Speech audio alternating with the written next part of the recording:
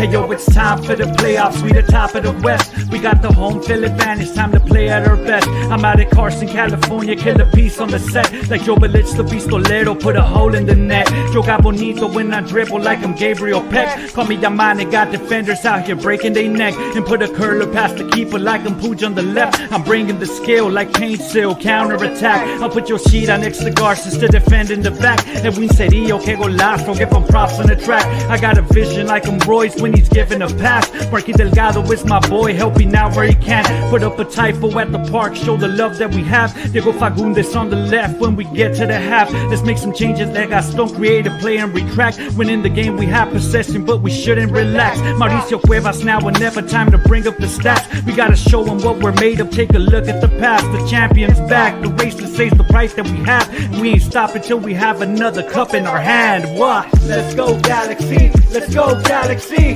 yeah. Come on. Vamos Galaxy, let's go Galaxy, let's go Galaxy, yeah. Come on.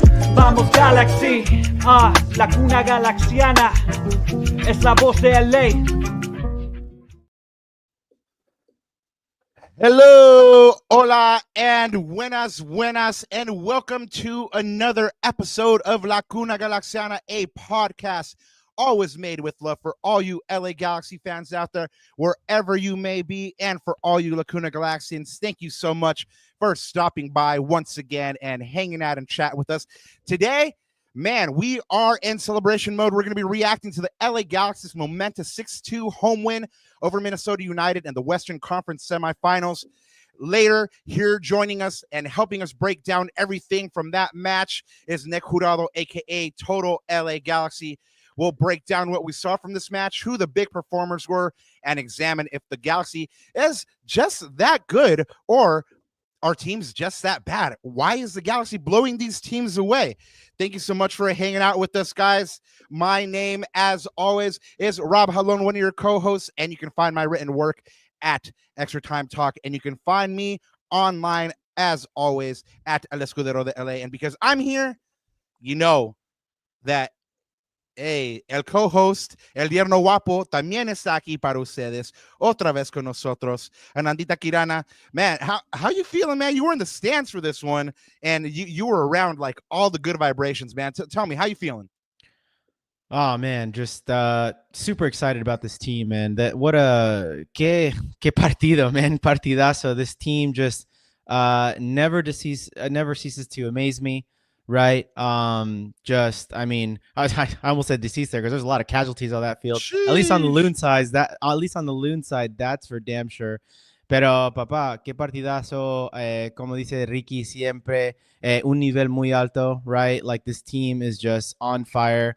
And I'm going to quote the great Eric, the Portuguese Hammer Vieira. We are peaking at the right time, papá. This is peak, right? Everything about this is peak. Peak volleyball, bro. Peaking at the right time, right? It's peak out here, fam. But yeah, I'm gonna tell you again, daddy chill. Hey, it's peak though, right? It's peak. But I'm telling you, I mean, as you said, I was boots on the ground, right? I felt the excitement. Obviously, it's rubbed off on me, right? I think it's rubbed off on all of Galaxy Twitter, all of Galaxy X. We'll introduce a man that knows all about the good vibes that are out there as well on X amongst Galaxy fans. Pero, Papa, I'm just going to get right to it because we're excited about this game. We want to talk about this match. And chat, go ahead and drop in your one-word match reactions right now. But my tell us how you're feeling, man. Tell us. My one-word match reaction is simply just electric. It was electric, man. Just everything from el partido, al ambiente, la gente, la pasión, a la afición, a la hinchada, bro. It was electric. The Digz was electric. We might talk about a little bit more about that atmosphere, but that was, I'll say it again probably later, but because I started going back to the stadium maybe like mid-2022, a couple of years ago, because I just moved back a few years before that. It's the loudest, it's the most electric I've seen that stadium, at least in my couple of years of going back to the Digz. I don't know if anyone agrees, but that was my sort of impression coming out of that stadium. It could be. I mean, I don't know if folks remember out there, but you weren't there for Inter Miami versus the Galaxy, which was that's right, the home opener. Very reminiscent, but at that match there was tons of pink, and it's to be expected. But and at that point, first game of the season, no one knew what the Galaxy was going to be like, and so that the optimism, none of the good feelings were there. It was just like, hey, we're excited to be back and watch this team play. But I'm gonna give you my one-word match reaction after you take care of a little housekeeping. Fair enough. So of course, guys, housekeeping again. Keep dropping your one-word match reactions in the chat, guys. We'll go through them at the same time. We're gonna go, find out what Roberts is. But of course, guys, you can always follow me, block me, or stalk me at Ananda Galaxiana. Both of our handles are right there if you want to go ahead and stock us up. And of course, you can find this teeny tiny humble pod on all of your socials at Lacuna Galaxiana. And of course, guys, if you like what you're listening to, even if this is your first time or you're coming back and you have not hit that subscribe button, go ahead, guys, and do it right now. It'll take 2 seconds. Even before you get in the chat room, just go ahead and hit that subscribe button. It would really, really mean a lot to us, and it's one of the best ways you can support the show. Of course, our VP of likes, he put his hand up already, Papa. So Anthony Martinez, just like the VP of likes for today, saying like that video as well. And of course, another way that you can support the show, that you can support this channel, is to contribute to our horchata fund at buymeacoffee.com/Lacuna Galaxiana. Again, I know a couple of you have been asking. We don't have the super chats yet, but again, if you like and subscribe to the video, it'll go a long way towards that. So again, if you want to support the show, go ahead and go to buymeacoffee.com/Lacuna Galaxiana. And of course, Roberto, dime, como siempre. Antes de olvidarme. Sí. Buenos días, tardes o noches, papá. Y bienvenidos a otro capítulo de La Cuna Galaxiana. Man, we're in the postseason. We're so far into the postseason that I don't even know how many episodes we're in. But could you have, forget about like coming into this year, could you have thought that when we started this podcast last year, that our LA Galaxy would be in the Western Conference Final just a year and a half later? Unreal, right? I mean, I wish we could go back, and I'm sure we spoke about way too early predictions last year for the next year, right? So we should pull receipts and see what we past us actually had to say. I, for one, did not think that they would be here. I think I even said like getting to the Western Conference semifinal would be like, an achievement. Success. And a success, and they've surpassed that. So yeah, man, no, I didn't see it coming. And yeah, I'm glad that I was wrong. I'm glad that all the pundits were wrong. I'm glad that whenever the question was asked, are the Galaxy back? Even if we were, because you and I both, you and I, that's a shot for you. There you go. But we that's over for GCam. GCam, if you're in the chat, that's a shot for GCam right there. That's right. I know he's probably driving home from work, Papa. Drive safe. But we went back and forth on that one a bunch of times. Are the Galaxy back? Are the Galaxy back? Right? We were on either side of that fence a couple different times, but nah, man, it's this stream has exceeded expectations. So, my one-word match reaction is going to be Beach Boys, man, because I was feeling the good vibrations on the pitch, around the stadium.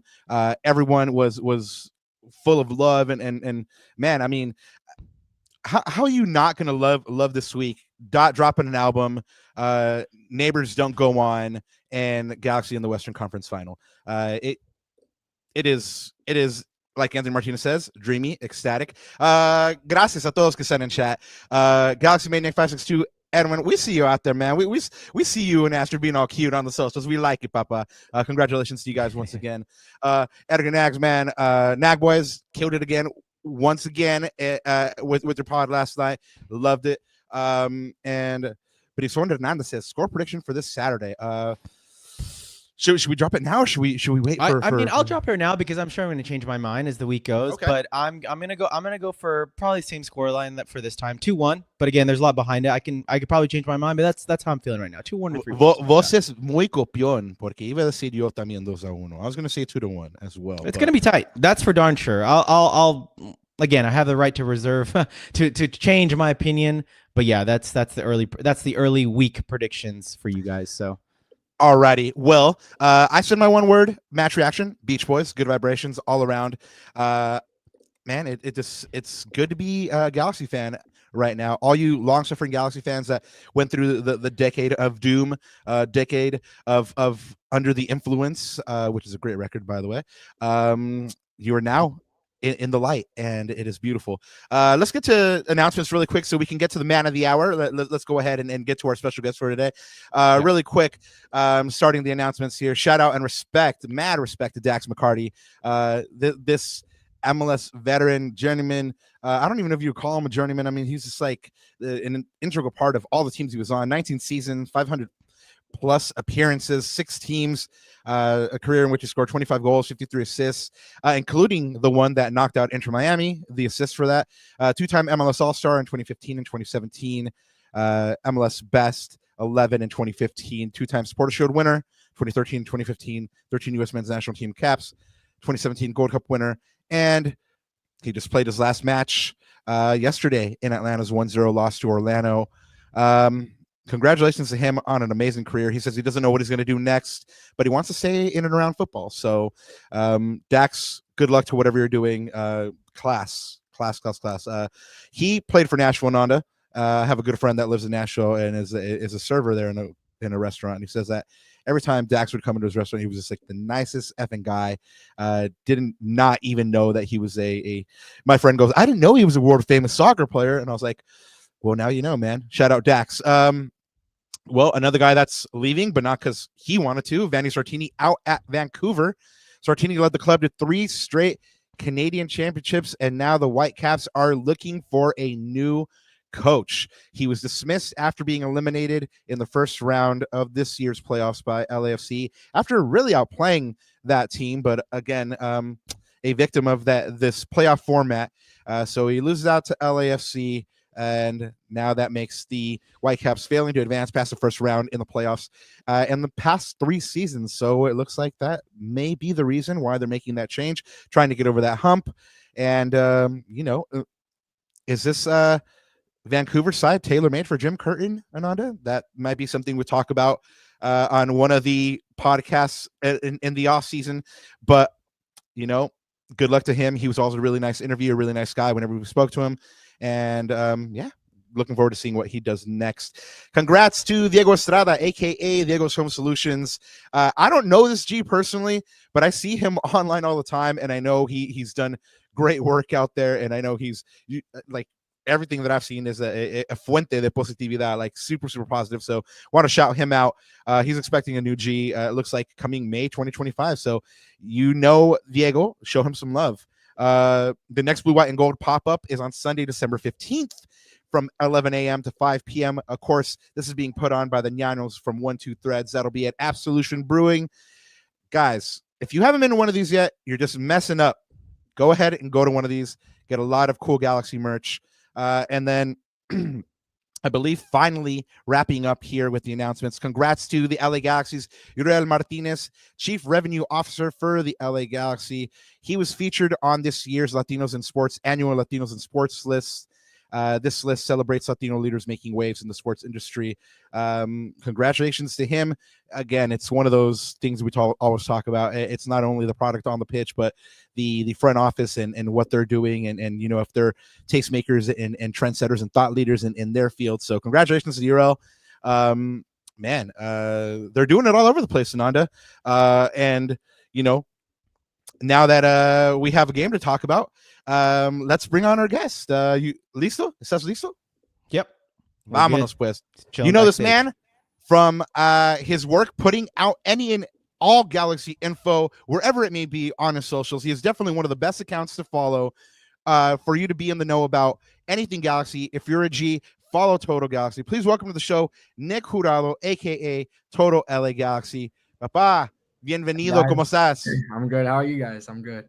Man, so good. Ñañito, gracias por tomarte el tiempo. Of course, anytime. Bro, we always do something called our one-word match reaction on this show, right? We already gave ours. I said Beach Boys, right? Because the good vibes, the good vibrations were there at the Digz, on the field, off the field. Ananda, refresh our memory. Electric. Ananda said electric. How about yours? What's your one-word match reaction? Yeah, I was watching. I was thinking about it. I'm gonna say special. I think this whole season has been special in general. I was tailgating with my family, and just the vibes from the beginning. G's passing by, just saying what's up. I think just the whole stadium, the whole atmosphere was special, especially that first goal in like 30 seconds. That was such a special moment. So yeah, at least special is my one word. Setting the tone just 37 seconds in, the Galaxy letting us know what we were in the mood for. Ecuador en la casa, we have in chat, of course, Ecuador en la casa. I saw your photos, actually. You follow in Ecuador around for Copa America, man, and así se hace, papá. Yeah, that was amazing. But let me go ahead and ask you, Total Galaxy, man, like, really, like I said in your intro, if you want to know anything or what's going on in the Galaxy community, I mean, this is a good place to go to get your news and your info. How did Total LA Galaxy get started? What was the brainchild behind it? Did you just have an itch? ¿Cómo pasó? ¿Cómo surgió? It was just so it all started during COVID. It was my freshman year of high school, just COVID. I was at home the whole time. Luckily, the Galaxy were still playing, but no fans. So I was just like, I'm gonna just start this. I follow a couple. I'm a Niners fan, so I follow a couple of Niners pages. So I was like, I'm gonna just start it just for fun. And then over the past couple of years, I just like, as long as I have fun, I keep on going. But I just kept going, and now we're here where we are. We've been able to meet so many people, and it's been a huge blessing. Yeah, what a great community, right, Nick? When you get to meet everyone, that's the best part. That's my best part too. Oh yeah, I met so many friends. Families have been, it's been amazing. And then for those of you that haven't met Nick yet, Nick, go ahead and let the folks know where they can find you. I'm sure they already know, but for los pocos que no saben, déjalo saber. Yeah, so I don't really put my face out there. I'm usually just behind the Total Galaxy, but I put my face here sometimes. But my personal is N1XK11. It's also on the bio on the Total. That's where I post all my personal stuff. I love soccer. I love sports. So yeah, you guys can follow me there on Instagram. Do you still ball? Yeah, I still play. I'm playing for my college right now, for my club team. Oh, right on. Congratulations, man. Well, if you want to come play some guys off the pitch on any Saturday, Ananda and I get together every Saturday, and you guys you can come show us what's real hood. But yeah, man. Another thing we do on this here pod is something called I Used to Love Her, and it's from one of my favorite movies, Brown Sugar, and it really is just like how you in that movie. It's how they fell in love with hip hop, right? But for this sense of purposes, it would be how you fell in love with the LA Galaxy. Yeah.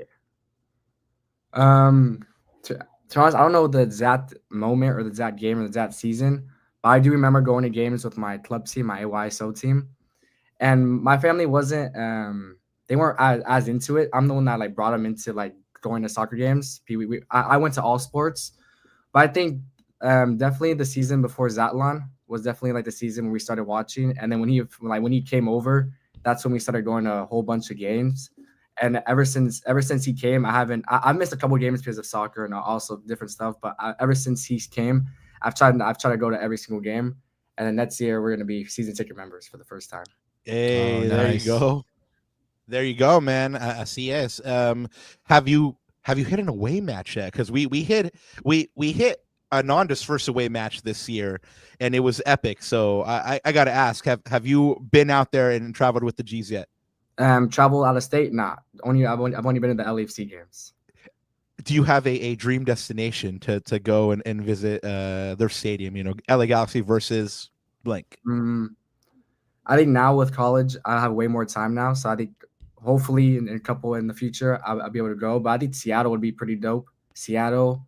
Or even going across like the U.S., going to East Coast. Any games over there would be a great experience. Edgar Nags in chat says, got to travel to Vancouver. I've heard the same thing. I've heard it's lovely up there. Can tell you from experience, Seattle atmosphere is pretty fun. They get behind their team. Of course, we'll get to see Seattle at the Digz on the weekend. But before we get there, let's go ahead and finish up here with word association. This one's pretty simple. I throw a name at you, and you tell me the first thing that pops into your head. Good or bad, you get one hard pass. So if I throw a name at you and you're like, ooh, you know what?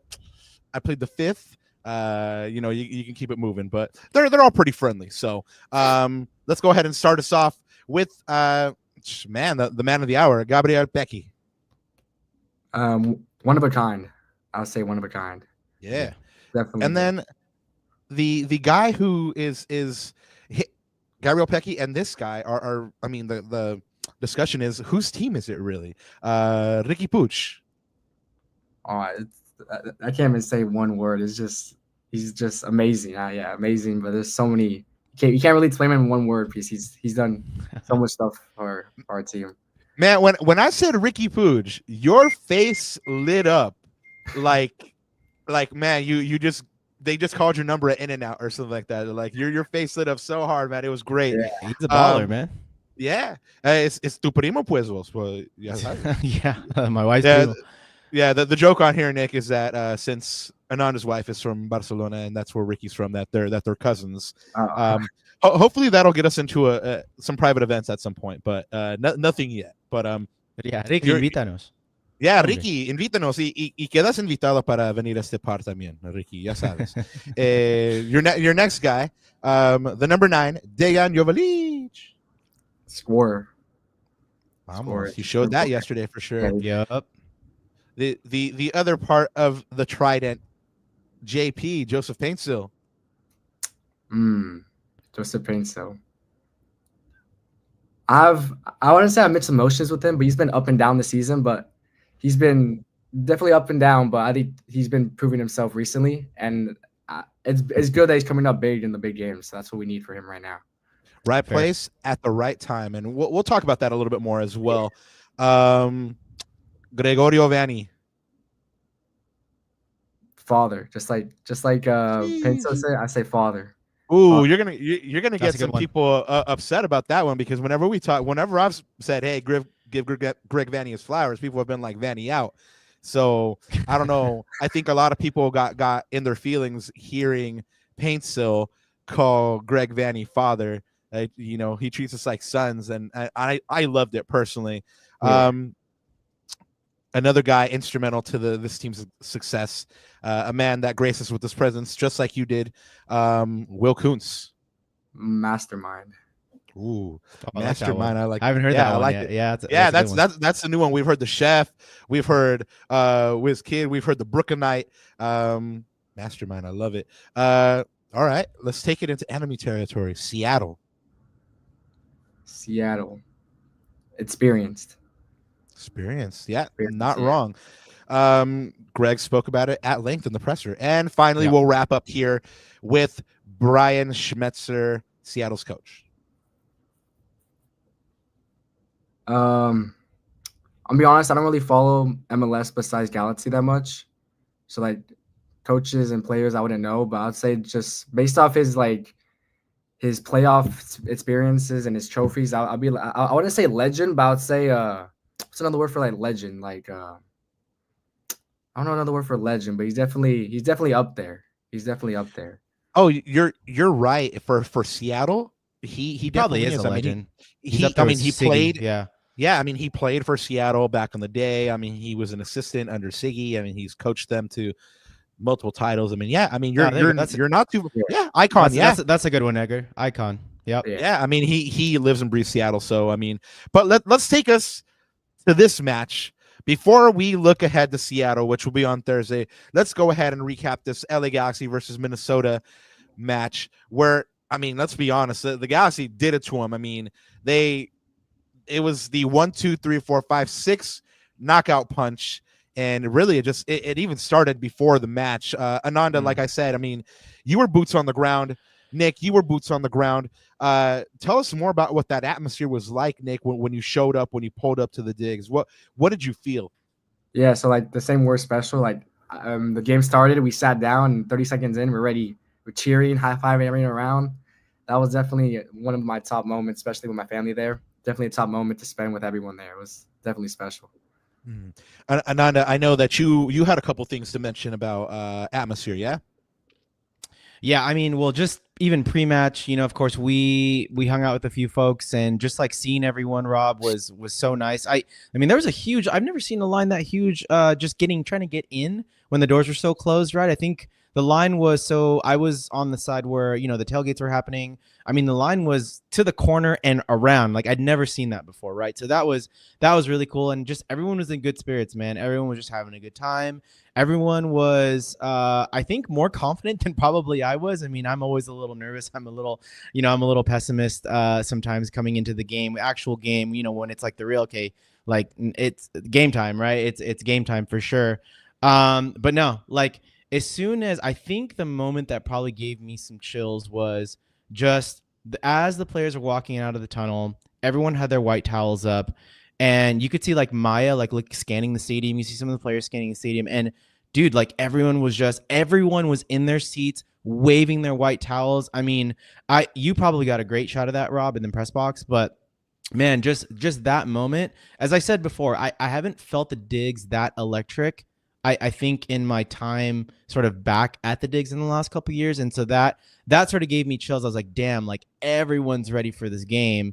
And clearly the players were too. And like Nick said, a goal in the first 30 seconds. But yeah, man, like I just wanted to shout out real quick, as I saw this on IG. I think it was IG or X. I think it was X.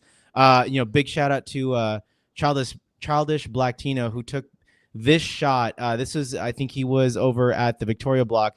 But look at that, man. Just like a perfect shot. It was kind of like one of those, it was kind of those shots, like exactly like let there be light, but it was just like, you know, the rest of the field was kind of in that shade. Remember, guys, there was supposed to be rain in the forecast, and it wasn't to be, right? So that was great to see as well. And you know, I forgot what the tweet associated with it was, but it was something like, you know, let the basically like the sunlight shining Sunday service on the Sunday service. Exactly. Yep. Exactly. So shout out for that, man. What a clean shot. And yeah, that's pretty much how we felt coming into that game. I don't know if what did you see in the press box, Baba? Well, no disrespect to those that are religious. I mean, my own wife might kill me for this, but I mean, that was church for a lot of folk. I mean, I mean, church is about community and about that feeling of belonging and togetherness and stuff like that. And that's what happened. I mean, everyone is together. Like I said, I didn't feel any bad vibes anywhere. Of course, the TIFO was fire. All caps when you spell the team name, son. And it was definitely seen far and wide. I mean, Weeby on MLS said that it was probably one of his favorite TIFOs that he's ever seen. I mean, we had some fun before. Shout out to Big Heck and the IEGs for having us over, and we finally got to hang out with you guys. I mean, here's proof that it happened. Receipts. Always receipts on the show. Yeah. Always receipts. And then congrats to them as well for having September's in the Redlands become an official watch party venue. They got recognized by the club, and the club was nice enough to send them out a jersey signed by the team. So, I mean, that's what we're talking about, this community, right? The Digz was full. It was popping. And then, you know, post game, Ricky acknowledged it. The fans were an extra player, and it showed, right? These special moments, right? Did Nick? You've been to a bunch of matches in your Galaxy fandom, right? How did this one feel as compared to like a regular season match? I mean, did it feel like the playoffs? Did it feel? You said it felt special, but like, could you feel like that palpable playoff tension? Oh yeah, this was definitely just a different type of feeling compared to other ones. The last playoff game I remember, I don't remember the last one I went to be honest. But I think this one was definitely my first feeling where like I got goosebumps because it was just loud. I got goosebumps from the beginning, especially after that goal, or even when they're walking out the tunnel. Definitely nervous feeling. But yeah, when everyone was cheering, the wave flag. I wasn't there for the first two playoff games, but so when this is my first time seeing the wave flags, definitely chills the whole time. Definitely a very amazing feeling. I don't remember who it was on X, but they put up a picture of like 20 of the playoff towels that they got. I was like, oh dang, well, watch out for that sale on Mercari or Etsy, bro. You're gonna get those playoff towels. I mean, someone in V Block had like cuidado piso mojado, like that, you know, that the yellow things that they had, like some. Oh man, everyone was just feeling it. Everyone was just having a good time. People were going hard. And you know what, really quick, shout out to Minnesota fans that made it out. You know, I heard that everyone was really nice and respectful, and that's what you want to see, man. Gcam says he got like 6 cards. Right on. Oh, I forgot about the cards. Yeah, cards Yeah, are awesome so too. did you pick up a Ricky card, Nick? No, I wasn't able to. I was tailgating to like 30 minutes before the game, so I was out there. Ooh, there you go. Man, I Ananda knows. I miss my tailgating days, man. I have to walk in the Digz now, stone cold sober. But you know what? The Galaxy is my drug. So, well, let's go ahead and get into this match proper, guys. We've spoken about this atmosphere, what it was like in the build up.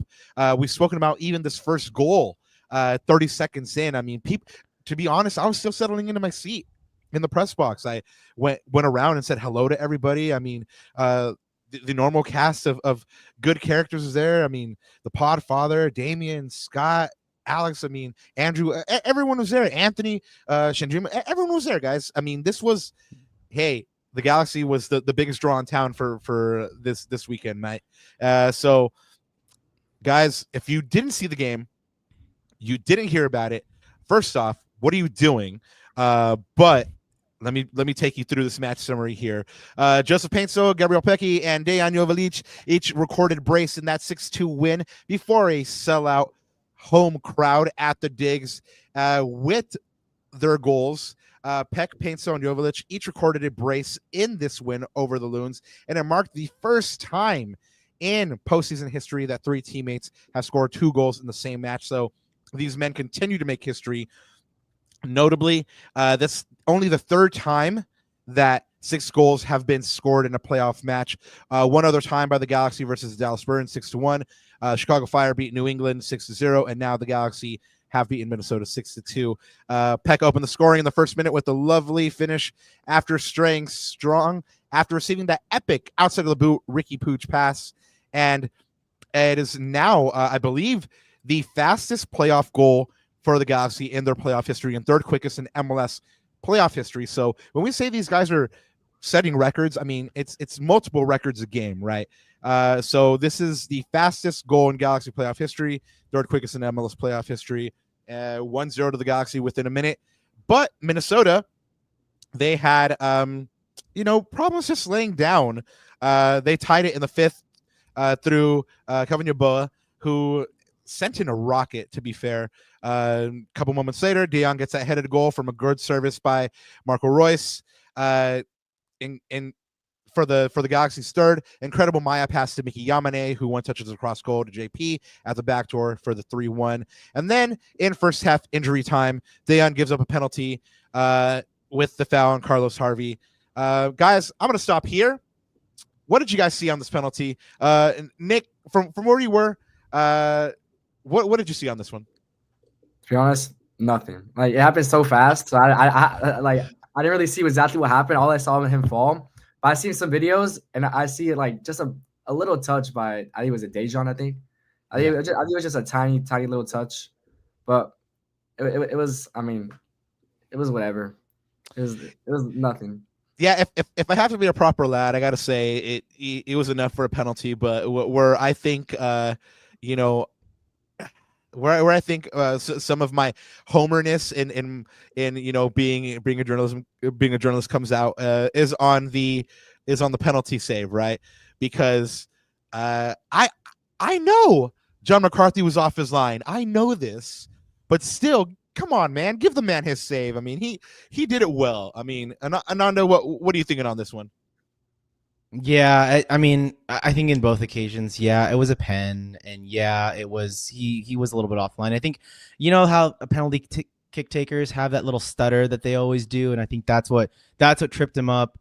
To be fair to him, though, he went the right way both times, right? So in the event that we have to go in a penalty situation, hopefully not next game or the final, but if we do, look, man, McCarthy went the right way both times. So I'm gonna take the positives out of that. But again, I think this team's just too good. I don't think we'll ever, knock on wood, have to go in that penalty situation. But if you ask me about the play itself, yeah, I mean, it is what it is. It didn't really affect the game, to be honest. It was just kind of like a little blip. Made us a little nervous going into halftime, but it is what it is, right? Just take it and move on, and that's what this team did. So, Nick, 3-2 at halftime. Galaxy are up, but like Ananda said, maybe a little bit of nerves around the stadium. What would you have done at 3-2? Would you have, relied on your defense to carry the day, or would you have done what Greg said and said, hey, let the horses run? Yeah, and Loki gave me flashbacks. I remember times where like we would give up goals at that final, like right before the half. So Loki gave me flashbacks about of that. Right. And then I was a little nervous, 3-2, different than 3-1 heading into halftime. But knowing our offense and knowing how our defense is, I think our offense is a little stronger. So I would have done the same thing Greg did. Just let them keep playing. They're playing amazing. So why stop that and go straight into the defensive mode? Just keep it going, and obviously paid off. Had 3 more goals there. Well, remember, Rob, I mean, we met up with so shout out Edgar Nax, because I know he's in the chat. We met up with him and Eli Don Favi, and Raul G was there too, and we were all talking, right? And Edgar said, hey, this is a second half team, right? Let's not forget that the Galaxy are a second half team. And so again, like you were saying, Nick, I mean, just let them run, right? It's what this team does. This is our MO. This is our DNA this year. The defense will hold strong enough, but the offense, like the goal scoring, is what's going to carry us through. And boy, did it ever, and quick as well in the second half. Yeah, man. Well, I mean, it was probably up there for nicest LA Galaxy goal this year, if not one of the nicest LA Galaxy goals of all time. Goddess passes out of the back to Gabriel Peck, who receives it in his own half, and then Nick, I'm gonna let you take over, man. I'm gonna let you tell us what you saw on this solo golazo. Yeah, like I said, one of a kind. He came up big in the playoffs. Just watching him all the way from half field, just take it on 3 to 4 guys, and then plus the goalie after that. Is just there's no one else that needed that moment, and he did that, and that was just it was from the stands just watching him progressing. All the fans like standing up as he's going closer and closer, and then finishing it. Definitely a spectacular moment there. It's funny that you mentioned that, because from the press box, what I saw was, as you know how you see the wave in stadiums? Well, Gabriel Pecky was causing the wave to happen, like he said. As he was going, he was making people stand up. So as he was running through the field, like that part of the stadium would stand up. So it was like a little wave that he caused as he was going towards goal. And honestly, the press box is supposed to be one of those places that is quiet, right? And that's it didn't really get rowdy, but it was a moment where everyone just looked around and everyone just had to let out something, right? Everyone was just like, wow, did that just happen? And I mean, Dayon did it as well. I mean, he put his head on his hands and he was like, man, I share the field with this cat. I can't believe this just happened. But I mean, this goal was, I believe El Profe Alex Reus called it generational. Yeah, it was that nice. Rob, can I make a scary comparison? And maybe this is not the best analog for this, because number one, he's an ex-Tottenham player. Number two, he's an ex-LAFC player.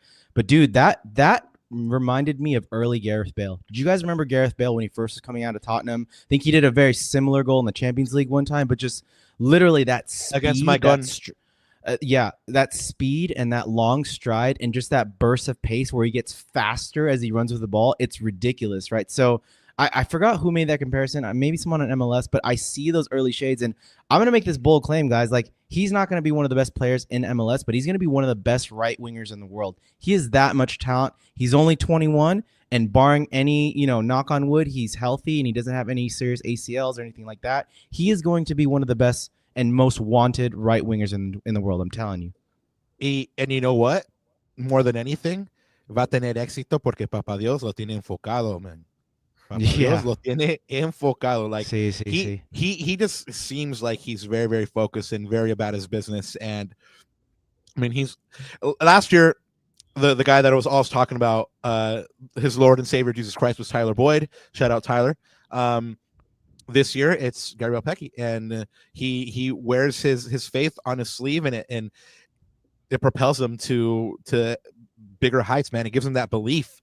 And you love to see it, man. You love to see him go all the way and then hit this on his right foot, even, at full speed. It's like Alex said, generational. Puts the Galaxy up 4-2. They're cruising. I think this is the moment, guys, when Minnesota, despite what they tried, no matter all the heart they put into it, I think this is the moment where they realize, like, damn, like, we can't hang. We just can't, right? We saw another instance of this a couple moments later when Gabriel draws the penalty at the end of a killer 30 pass sequence. He draws the penalty, steps up to take the penalty, and then Nick, what happens then? I thought he was gonna get it. I thought he was gonna just nail that in. And you and everyone in that crowd, man. It was just we just sighed. It was yeah. Everyone in the press box too. Like everyone. I mean, I was starting to get tweets ready about Gabriel scored a hat trick. I was looking up when the last LA Galaxy hat trick in the playoffs was. I mean, I was like, all systems go, and then it didn't happen. But Dane St. Clair continues his good work to deny Gabriel on this penalty. But Gabriel wasn't done. I mean, he was a constant menace. They could not live with them, and he forces Diaz to foul him once again. Diaz already on a yellow card, picks up the red. Minnesota United down to 10 men for the rest of the match, and this is like I believe in like 79th or 80th, and from then it's just Galaxy cruising. I mean, JP gets in behind for the Galaxy's 5th goal. Mark Delgado gets played over the top, and he squares for JP, who squares for Dejan Joveljic, and he makes it 6-2, and that's where it ends, with the complete demolition of supposedly one of the league's best defensive sides. And now with this win over Minnesota, the Galaxy will next play host to another one of the league's supposed best defensive sides, Seattle Sounders, in the Western Conference Final. I'm going to tell you both. I was actually there at BEMA to watch Seattle play LAFC, and as advertised, they are a very, very good defensive team. They play for each other. I don't know how they got away with things that they got away with on the field, not in a dirty way or anything like that, but just how they were able to recover at certain points. So this is going to be a slug match. But again, let's keep it back on this match.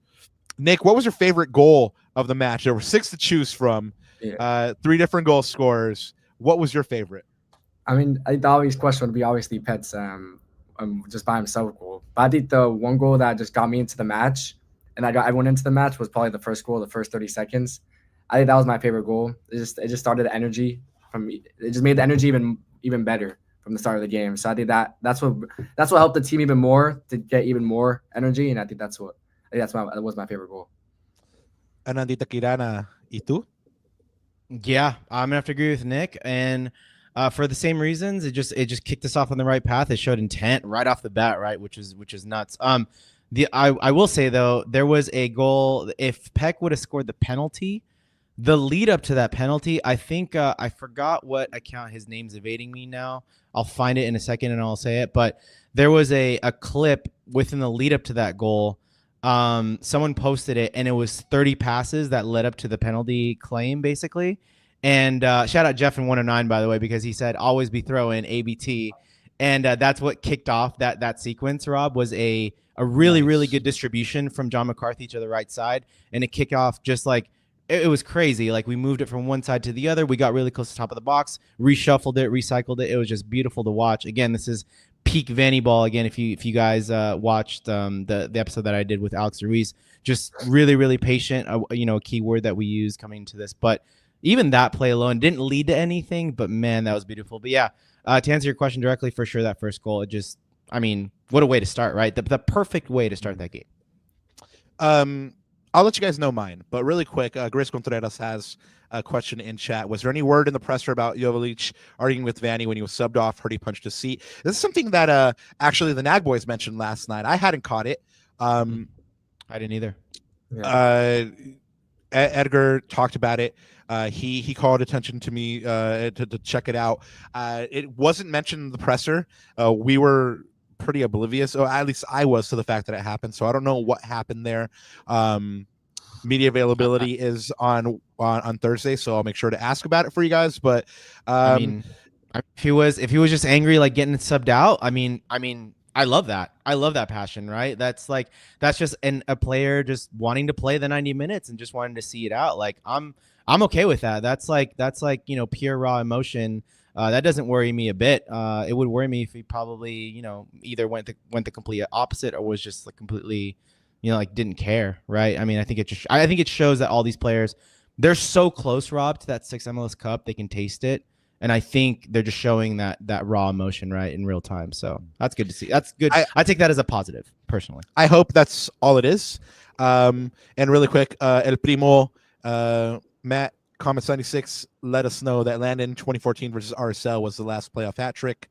He puts a question mark, so I don't know if he's letting us know or he's asking the question, but it sounds right. But anyway, my favorite goal of the night was actually the third. This is the kind of goal that you're like, where did that come from, right? Because you expect Dayon to score, you expect Gabriel to score, but what you don't expect is Maya Yoshida to play a long diagonal ball out of the back to Mickey Yamane, who squares for JP at the back post, right?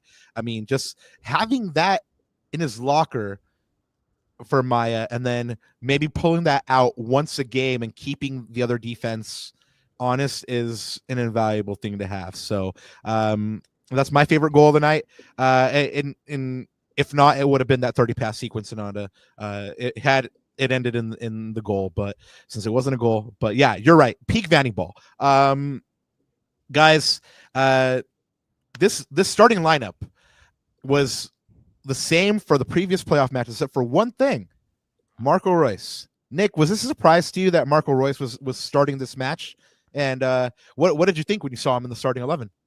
I don't think it was a surprise. I think Marco Reus has experience of playing in big games, and I think we need that in our unexperienced. I want to say unexperienced, but like they haven't been experienced in this type of playoff match or with this type of intensity. So I think Reus helped settle that down, especially when he was playing. So I think it was. I wouldn't say it was a surprise, but I liked it. I liked it from Vanny. And then, what do you think is the Galaxy's best midfield trio? I mean, we've seen Ricky with Edwin usually, yeah, and then it's been either Mark, mostly. Occasionally, it's been Gaston, and yesterday we saw it with Marco Reus. For you, is that the Galaxy's best midfield, or which version of the three? I think it just depends on the team because I like Mark Delgado a lot. I like Delgado a lot. The horsepower he has is just running everywhere. I think that's needed, especially against a team that likes to play in the midfield. So I think it just depends on the opponent. I would say, but both are elite, and I think we could both win with both of them. I think we can win at any lineup.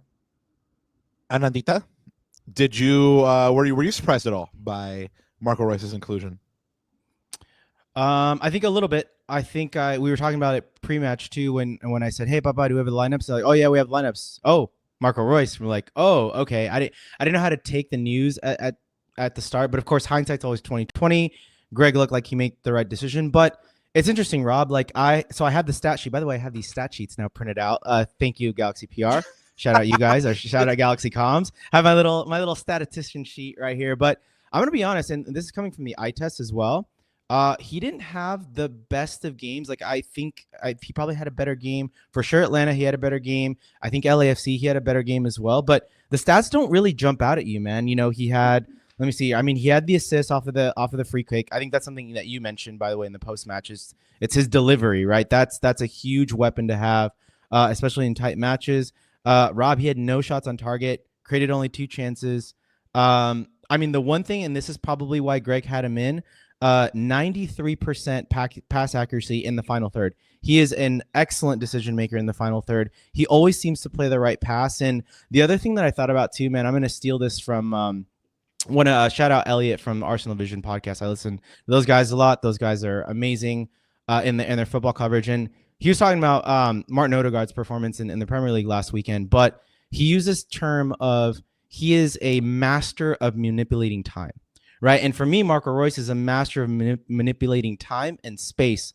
So what he means by that is, in those tight situations, especially in the big games, he has the technical ability and he masters spatial awareness. Remember, Rob, Greg always talks about creating space or creating numerical and time advantages, right? Marco Reus is the perfect player. It's crazy how, again, because I rewatched this game maybe like 45 minutes just to see. You get such a different view when you rewatch it.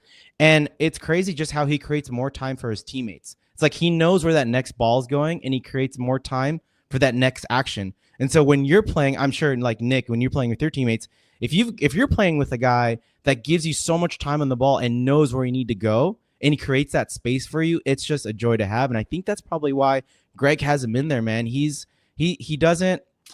There's not a player like him other than maybe Ricky. And by the way, the chemistry between him and Ricky is unreal as well. But Marco is just a genius, such a heady player. And I think for those big game moments, especially in the playoffs, I think that's what Greg was going for. So just glad we have him, dude. Nick, something that Ananda and I always talk about post match is, G's up, G's down, right? Who with their play in this match did themselves the biggest favor, and which G probably could have picked it up a little bit. I'll start with the probably could have picked it up. I think everyone did good, but I think they're attacking that left side a lot. So I think it was Miki. They were just attacking that left side with Miki. So at first it was a little struggle for him, but they just kept attacking him, and that's what led to I think the first or second goal. They just kept attacking that. So I think it was a little struggle from him. But as the match went on, I know Garcia started picking it up. He was able to keep him down. So I would say the left side. I wouldn't say anyone specific, but I think the left side where they kept attacking when they were attacking the first half. I think that was definitely I wouldn't say a struggle, but it was definitely a point where Minnesota saw, and that's where they kept going at in the first That's fair. Well, that's where Yeboah got his first goal from on the left side. I mean, to be fair, it was a cannon shot. McCarthy maybe could have done better with it, but yeah, you're right. They definitely did most of their work down the left channel right there, and then maybe the G who. I mean, I almost want to say that I know you're going to pick Gabriel Pecky because every time you say his name, your face just lights up. But I'm going to ask anyway. The G that you think did himself the most favors with this match. I think Garcia's. I just posted a couple minutes or before the podcast just his stats. I think Garcia's had an amazing game. He was locking down the whole time. So I think he was pretty good. Yeah, you and El Profe Alex Reus both. He calls Garcias the Minister of Defense. I believe he put out a very similar tweet with his stats, and they were incredible stats, by the way. It's a boon to know that once Maya has retired, right, you're going to have two incredible young center backs and Jalen Neo and Garcias. The Nag boys were talking about this last night, and I have to repeat the sentiment. I mean, that we've spoken about it on this pod before. This back line could be set for years to come if the Galaxy wanted to. I mean, you have Cuevas, you have Aude, and then you have these two young center backs. But guys, let's take you to a couple of match stats. An 80 all-time MLS Cup match, an 80 all-time MLS Cup playoff matches. The Galaxy improved to 48, 24, and 7, and 38 home playoff matches. They have a 33, 4, and 1 record. They've played 40 matches in 2024, guys, and they hold a 23, 9, and 8 record. 89 goals for, 59 against. So that is still less than the 67 they copped up last year in the regular season, and they are well into the playoffs. They still hold that unbeaten record at home, guys, which is going to serve them very, very well for the rest of the playoff run. They also have set a record with the 15 goals scored so far in the 3 playoff matches. They've set the record for playoff goals scored. And now Greg Vanney has improved to 14, 6, and 2 in all-time playoff matches. That's Toronto and LA Galaxy. Guys, I want to talk about this galactic attack. You're looking at them right here. I mean, you're looking at the Killer Peas plus the chess master Joveljic. We've spoken about this a bunch of times on this pod, but Nick, since it's your first time with us, for you, who is the most important guy out of these four? I think Ricky. I think behind them, he's able to facilitate. So I think Ricky's the most important. Obviously, they're all great. They're all important. But I think out of all four, I think Ricky. He's able to facilitate to the wingers or to even to Dejan. So I think, yeah. Ananda, I ask you all the time, but did your answer change in the last week?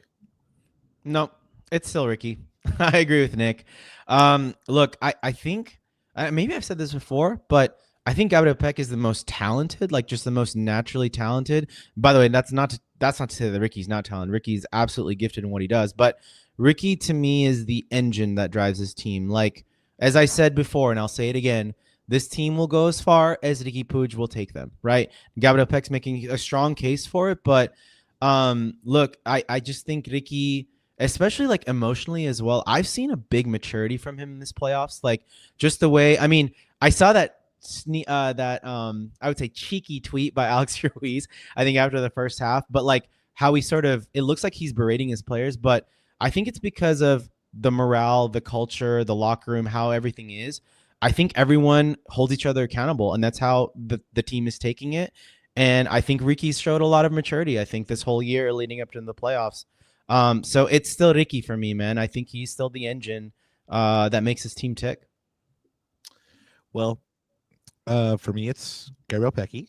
I've mentioned that I was listening to the Nag Boys last night, and Eddie Nags was hey, if you guys think Ricky's a player, that you're wrong. I'm not going to say you're wrong, but different strokes for different folks. I mean, I'm loving myself some Gabriel Pecky right now. And then Ananda, that at the beginning of the year, I thought that JP was going to have the bigger influence on this team, and I was proved wrong. But one of the things that I love about these players is that you mentioned, Ananda, that Ricky was holding these players accountable, and in some of the videos that you see after they score, you can sense the love out of these players towards each other, right? And when they're on the field together, they produce.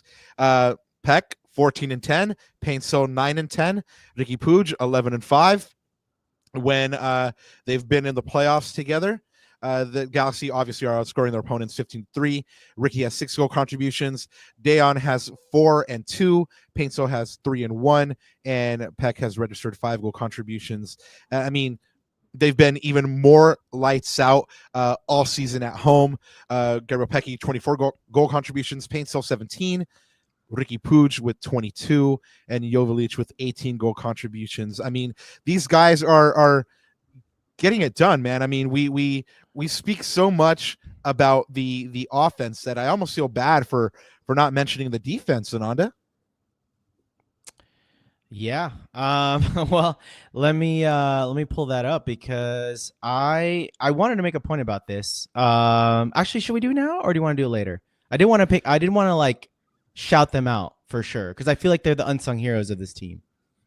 Well, before you get there, I guess let's go ahead and show them the maths. Show the folks the stats with which this victory was taken. Yeah, again, shout out to Galaxy Comms for these numbers, but usually I have these red boxes that highlight stuff, guys, but honestly, it was just a dominant performance from really minute 1 to minute 90. 74% to 26% possession, which is, by the way, what we expected. We expected Minnesota to give up the possession, right? But look, out of that possession, we created 4.2 expected goals versus their 1.5 again, and we scored, 6 goals? So, I mean, we are doing something with that possession. 17 total shots to their 12, 10 on target for the Galaxy, 6 on target for the away team.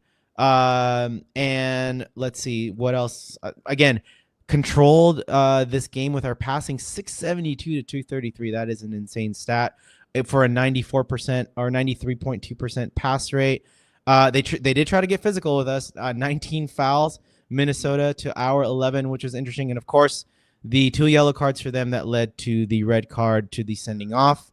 But yeah, man, nothing jumped out to me in the stats because those stats proved what my eye test was telling me, which is this is a typical LA Galaxy dominant performance, and in this case from minute 1 to minute 90. And our possession style was flowing. Peak Fanny ball was flowing that night for sure. Well, Ananda, we did touch a moment ago on the defense versus the offense. So I'm going to ask Nick. This offense obviously is scoring at will. I mean, 15 goals in 3 games.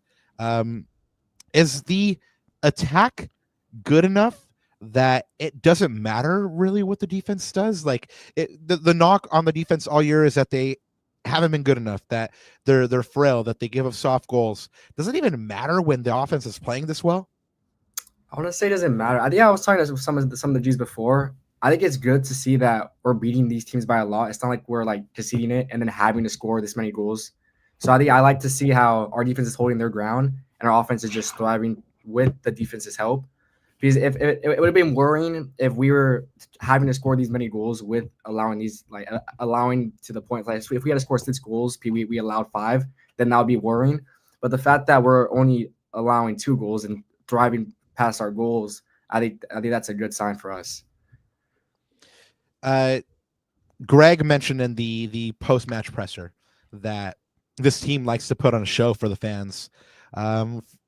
Has this been the most entertaining team that you've had the privilege of seeing? Yeah, I think it has. It's just more goals, obviously, is the better. I think just the whole, not even just the goals, but the way we play, I think it's been very entertaining. And I think the same question for you. I mean, you mentioned that you took in a bunch of those Beckham era teams, right? So, I mean, same question for you. Most entertaining team that you've had the privilege of seeing? Yeah, I would probably say so. I think also we got to think, football or soccer was played a little bit differently back then too. The highlight moments or sort of the way teams played was a little bit. I mean, it's so technical now. The game is so technical. It's so fast that the quality level of the league has gone up so much just even in the last decade, right?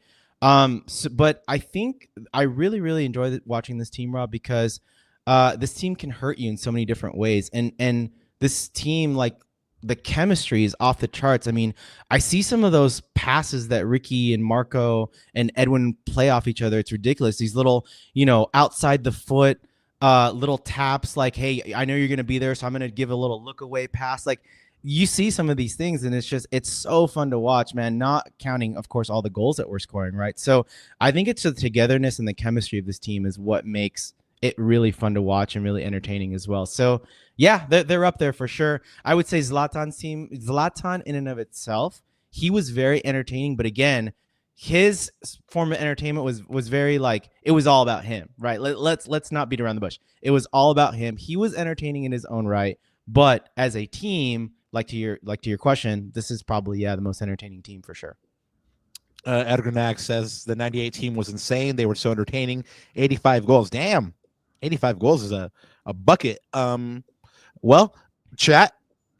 Ananda doesn't even know that I was going to ask this question. Chat, let me know.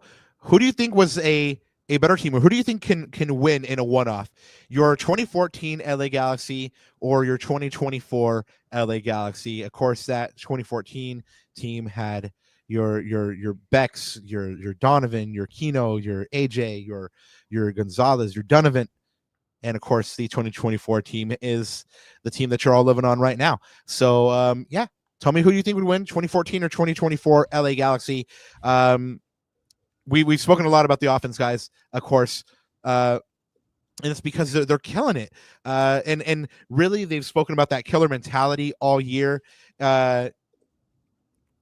This is probably my favorite quote of the entire presser.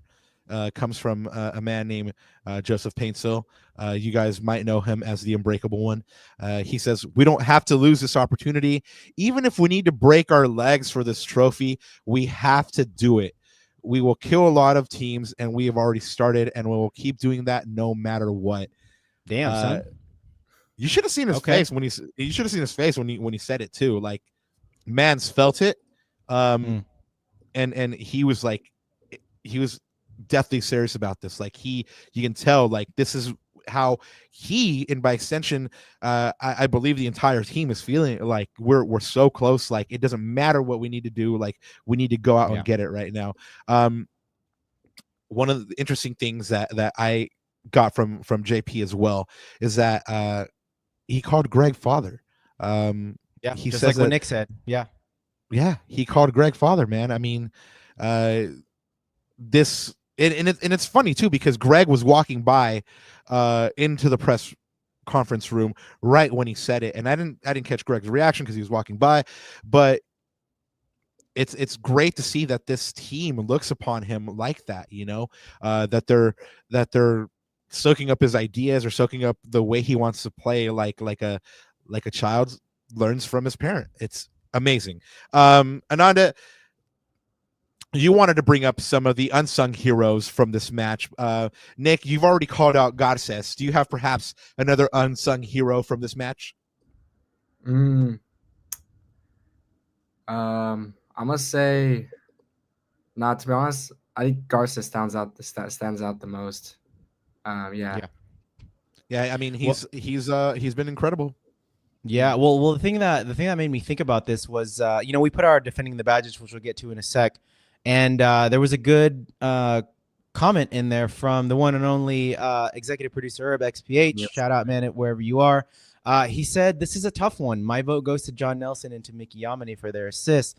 So that's why it started getting me to think, like, of course, all the attention post match is going to be with the Killer Peas, right? But I want to give a shout out. I think a deserved shout out to the unsung heroes. I think, Nick, you talked about Emilio Garces. I mean, he was clearly, he led the team in tackles, right? 5 tackles, 1. He was immense. I mean, that guy locked down, I feel like Yeboah, after that first goal, he had him in his pocket, right? The rest of the game. I didn't feel like Yeboah did much of anything. XPH mentioned, John Nelson and Mickey Yamane. John Nelson got the assist. By the way, guys, he was the guy that won the tackle to set up that first goal, right? To set up that first attacking goal. So again, those little things kind of go unnoticed sometimes. And John Nelson's been doing that all year. So he was the one that sprung that attack. So shout out to him.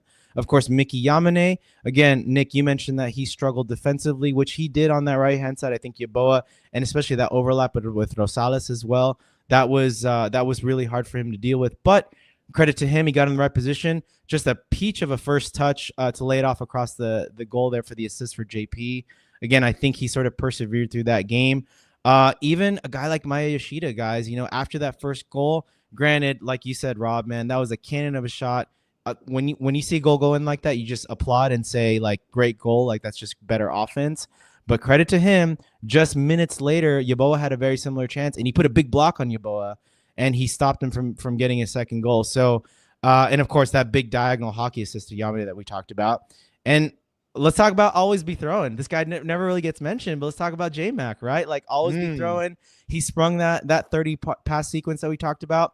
And look, JMac's a guy that he comes up with a big save when he needs to be. He had 4 big saves, right? He had a couple of those where he just had to claw it out and get that thing out of there. But again, I think there's a lot of other unsung heroes. We haven't even talked about guys like Edwin Cerrillo, right, on this team.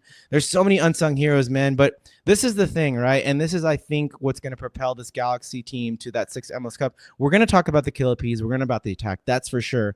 But all these role players, I think we posted a clip about this earlier this year.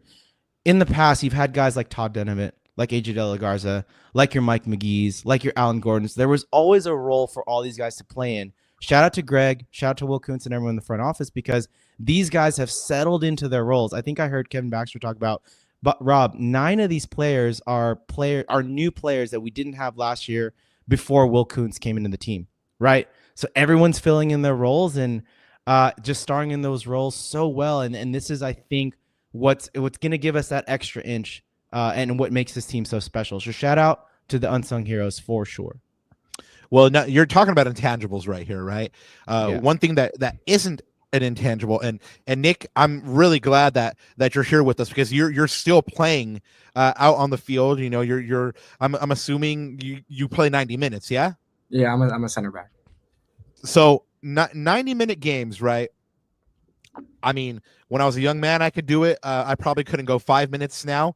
It just seems like these teams get on the field against the Galaxy, right? And I even brought out a tweet that somebody put out about this. It seems like the Galaxy get on the field with these teams, and other teams around the 60th, 65th minute start to lag. They start to drop their fitness a little bit. It seems like their legs are catching up to them. It doesn't seem like that with the Galaxy. It's you're a guy that playing 90 minutes on the field. You know how hard it is. Does fitness matter? Well, not does fitness matter. I know it matters, but is fitness the unsung hero for the Galaxy? Do you feel like they're more fit than their counterparts or their opposition right now? Yeah, I think from all the doubt and all the receipts, I think the highest we were projected was 4th place. I think even from the start of the season, I think it lit a fire under their skin and under the whole team. And I think like all these teams can't hang with us, and that's what happened when we came back against LAFC around that 60th, 70th minute. That's when we started attacking. They just can't hang with us no more. And I think I think it does play a huge part. I think this team is just they're way different than last year, and they want it this year. They show that they want it.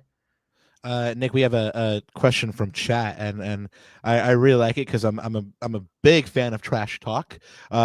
He says, Nick, what type of talk? I'm assuming that's trash talk. Do you have against forwards? What's the banter like? Well, I actually have a funny story. So basically, I went to Arizona a couple weekends ago, and there was this guy where I kept talking trash to him, and he ended up I got under his skin. He ended up putting his hand on my throat. It got pretty serious. They ended up almost choking me out. But I wouldn't say specific trash talk. I think I just started I wouldn't say poking them, but I play a little aggressive, and it's to the point where I let my game do the trash talking when it comes to talking. So did this cat get a red or at least a yellow? It happened so fast where it caught me unexpectedly, and obviously no one else saw. But yeah, dang, that's what we got to go to VAR. No, but after that, that's when I turned my heatness up, and I was like, yeah, that's not happening again. And watch, man. Nick's gonna go full Jalen next time. Like he's gonna look at the guy like, sit the F back down. Man. No, yeah, Jalen is the reason why I'm number 24.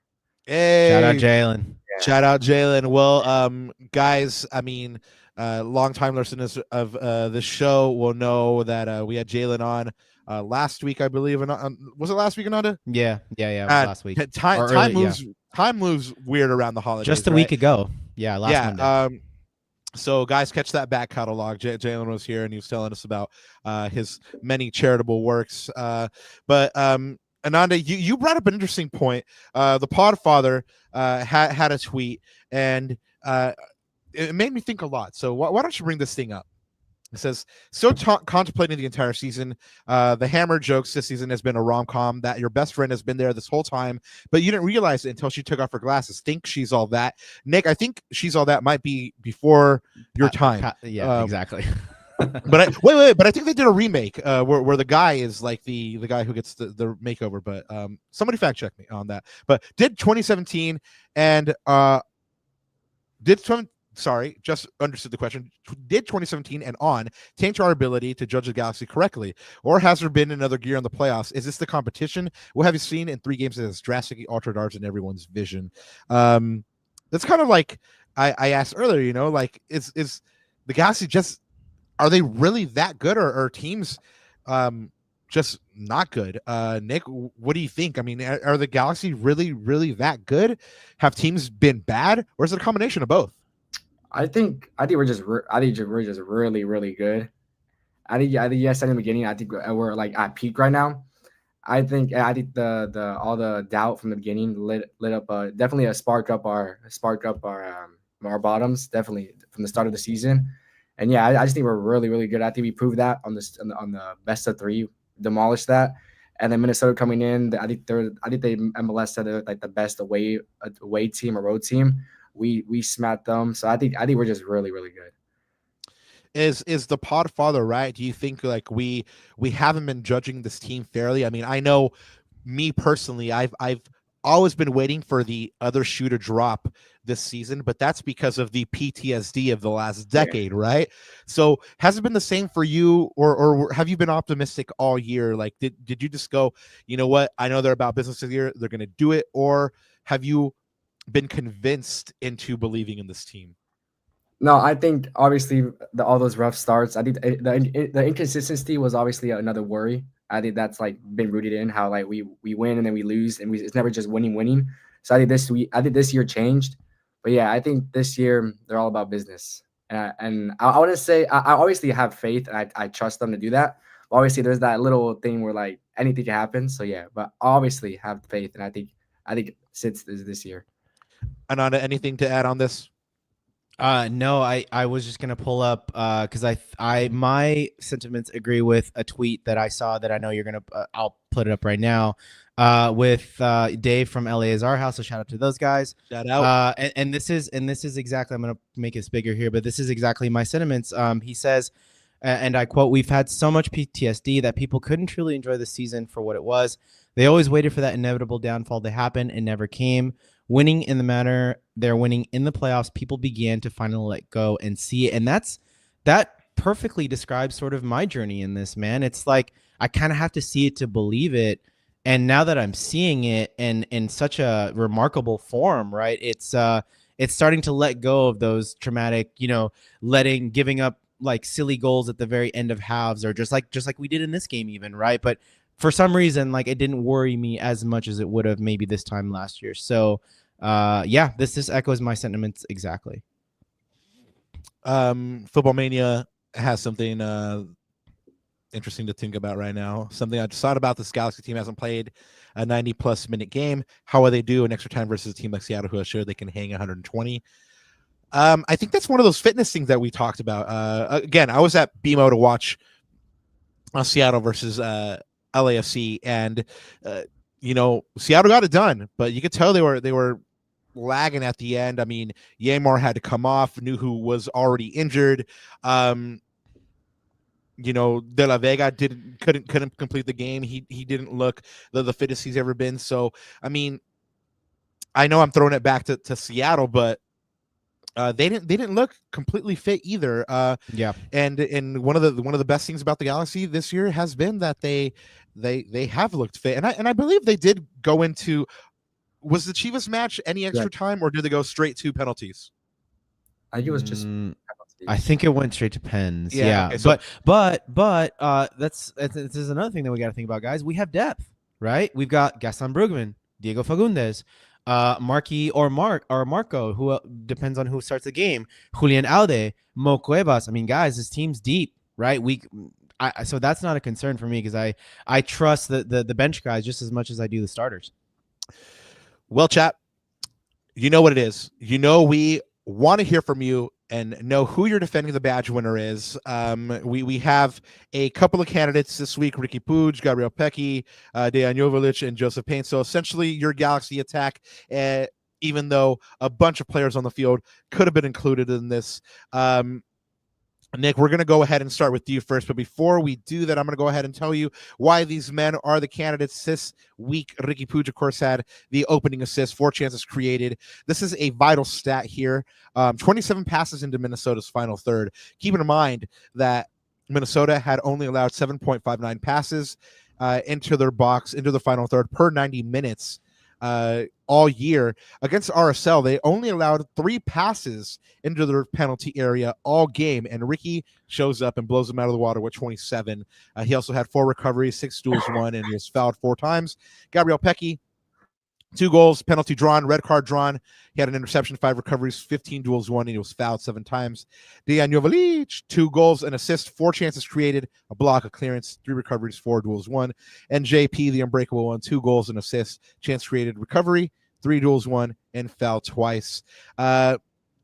Nick, we have these 4 candidates, but of course, you don't have to keep it here. You can be contrarian and say, you know what? None of these 4. I'm going to pick X. So you can take it wherever you want. But who is your defending the badge winner for the week? No, yeah, I'm gonna have to go with Peck. I think it's pretty obvious. I think he's the one. I think they had to change their game plan around him, because I don't think they expected him to just have a master class. So I think it was Peck. Definitely Peck. Anandita? Rob, I'm gonna be a contrarian for contrarian's sake this time. I'm actually gonna give mine to, and because I always think about like what you tell me about defending the badge, right? It's not necessarily who played the best, but it's who represents the shirt, who sweats and bleeds for the badge, right? Like who shows that to the crowd. And to be honest, man, and maybe this is the whole boots in the ground thing. You're in the stadium, you're watching certain things. For me, it's Dejan Joveljic. Rob, what did we say coming in this game? Dejan Joveljic is a guy who's always going to be the odd man out. The Killer Peas are always going to get the spotlight, and he's always that fourth guy. He was always the forgotten man, right? Well, number one, he showed up with the goals, right? He was there. But let me tell you something interesting that happened in I think it was, I try to look it back. I think it was the 60th or 62nd minute, something like that. One of the loudest, by the way, roars or cheers, other than the goals that I heard throughout the game. There was a play where I think Marco Reus had just lost the ball. Sang Bin, I think, recovered it. And Dejan tracks all the way back to midfield, and he wins the tackle, right? He wins the tackle. He gets the ball back. He recovers the ball. He looks at the bench. He like fist pumps and waves his hands. And the crowd just starts, like, I don't know if you caught that, Nick, Yeah. but like the crowd just started roaring. And like the cool thing was you saw Greg Vanny go like this with his arm, with clapping. You saw Maya Yoshida and Edwin Cerillo both like, hey, let's go. Like they clapped at him. And bro, that to me is a clear manifestation of defending the badge. He gets it. The crowd also appreciates that type of work rate. We're 4-2 up. Game's still somewhat in the balance, right? But Dejan, I mean, his work rate was impeccable. By the way, he stole a couple of balls, in the opposition half, right? Like there was one where he created that chance. I mean, his work rate was immense all day, man. So for me, for the definition of defending that El Escudo, man, it's got to be Dejan Joveljic for me. It's interesting because I'm also going to be contrarian. And for me, it's JP, man, and it's like I said. I mean, he's been talking about that killer mentality that this team needs to have all year. He's been talking about how the Galaxy have been killing teams or want to kill teams.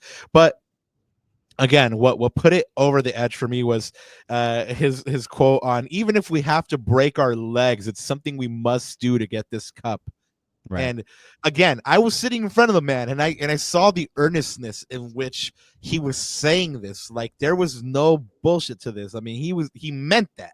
He said it, he meant it, and I believe him. Like if it's him or his leg in that title, he's going to give up that leg, man. So for me, it's JP. But of course, Nick, we're men of the people here on this pod. It doesn't matter what we want. It matters what the people want. And the people have voted with 92 million votes out there in Galaxylandia. They have voted for Gabriel Pecci as this week's defending the badge winner. I believe that's his 10th or 11th this year. He's far and away the winner for most defending the badges this year. So congratulations to Gabriel Pecci. One of the things that man, I was gonna say I should be a lawyer. Look at this. I'm changing people's minds and stuff. Look, I see. I wasn't just being contrarian for contrarian's sake, but no, seriously, like that play was that was a good memory for me from that game. It really showed it really showed that the Digz, like, and the crowd just we don't ask for much, but all we do is ask for these players to represent that badge, like you always say, Rob, and the crowd notices it, man. We see good soccer. We see you putting blood, sweat, and tears for that badge. They appreciate it for sure, and we sure did. So shout out Decky, man. I love it when you segue me, Ananda, because you were talking about the crowd and the fans. Never forget, fans. Everything that's happening, this is all because of you, right? LA Galaxy 310 says, never forget that the incredible feelings we're all experiencing today and yesterday were made possible because of the boycott. Yes, sir. Absolutely true.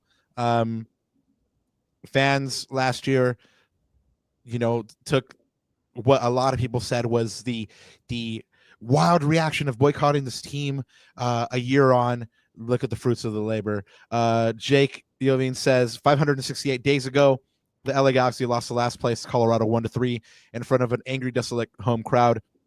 Today, they book a trip to the Western Conference Finals for the first time since 2014. How quickly things can change. This is the beauty of MLS.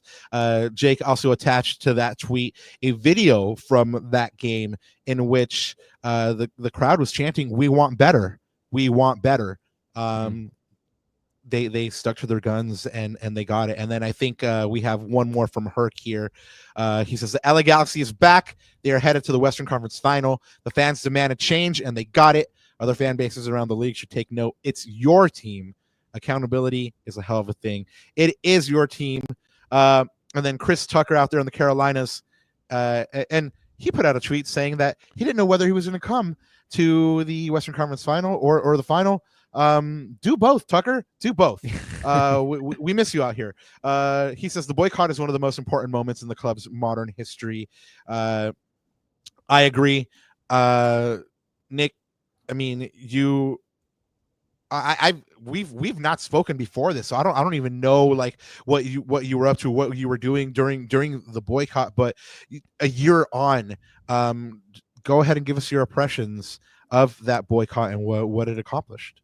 Yeah, it's just a whole different feeling. It's seeing how we all gathered together, especially like people, like some of the G's buying the banner. The banner was going over the stadium. I was at the stadium when that happened. So just seeing all of us come together and fight for what we believe that where we should be and what we deserve. I think that was a change of everything, and I think that's the reason. Obviously, it's the reason why we're here today, speaking about winning the trophy this Saturday. So yeah, two matches away. LA Galaxy supporters said squabble up. They did, and look what's happening now. Western Conference Finals after 10 years, guys. It's been a decade. Guys, we're going to start wrapping it up here.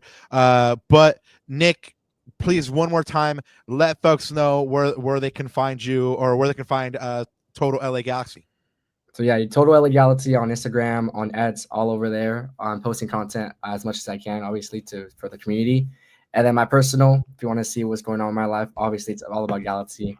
But also hella sports too. So N1 EdsK11. So you follow me there for my personal. But follow Total Galaxy.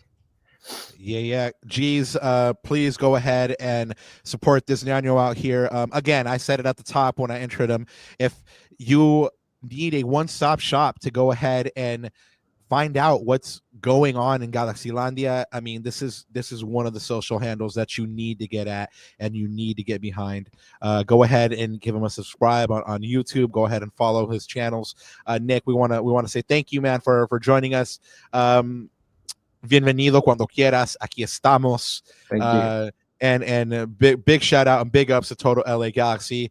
Anandita, do you have anything else to add before we get on out of here? Yeah, I just want to echo a couple things. Of course, we'll have a match preview, as Rob mentioned last time. Since Thursday is Thanksgiving, we will do a match preview on Wednesday. Rob's still working on a guest for that, so we'll get you that info. Just go ahead and follow all of our socials there, and we'll get you all ready for Seattle. But guys and gals, we are 2 wins away, right? We're all excited. I know we're all excited. I mean, this team, 15 goals in 3 matches. I mean, there's nothing to be excited. I mean, there's no reason to not be excited about this team, right? But guys, I just want to mention one thing and one thing only. Job's not finished. Job's not finished. Job's not finished. Yup, job right, is guys? not finished. Hey, And Ananda, that's it. I'm going to leave you with that. There is actually one thing that I wanted to bring up. It was a tweet by one of my personal heroes. You know him, and love him. He's over my shoulder right now, Joe Tutino. Yeah. Right. I hope you have it. I'm looking for it right now. I don't want to I got it. ruin I'll pull it up. Is it this one? Yes, it is this one. I'm gonna leave chat and I'm gonna leave this podcast with this because I believe it says everything that we need to see. While they all have different last names on the back of their shirts, this group of men are brothers behind the shield. And man, what a beautiful sentiment. Detrás del escudo, todos estos apellidos distintos son hermanos. Qué sentimiento tan bello. And I think that's going to be the sentiment that carries this team to the 6th MLS Cup. Guys, thank you so much for being here with us tonight. Coming up, the LA Galaxy play host to Seattle Sounders FC in the Western Conference Final at the Digz on Saturday, November 30th. That one is at 7. Kickoff is at 7:10. Like Ananda said, we do have a preview pod on Wednesday, November 27th this week, not Thursday, Wednesday, because Thursday you'll be eating some turkey and taking the walk with your cousins. And then we will have a reaction pod on Monday, December 2nd. Same place, same time. Hopefully we'll be talking about an LA Galaxy win and how the LA Galaxy are just 1 win away from the MLS Cup title. guys, from all of us here at La Cuna Galaxiana, we want to say thank you. We want to say thank you to Nick one more time, Total LA Galaxy, for hanging out with us. We will be back with you one more time before Thanksgiving, so I won't say Thanksgiving yet. But if you're not with us on Wednesday, happy Thanksgiving to you. Until we meet again, guys, only one thing left to say is G's up.